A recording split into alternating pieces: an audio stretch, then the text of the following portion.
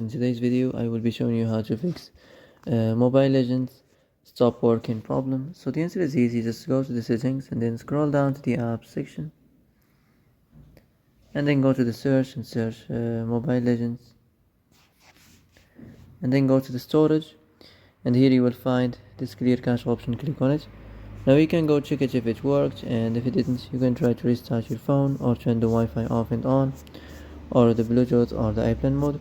Also you can try to clear data, but be careful. If you clear data, all these applications data will be deleted. This includes all files, the settings, the accounts, the databases, etc. So be careful if you want to clear your data. And that's it for today's video. I hope this is the answer you've been looking for.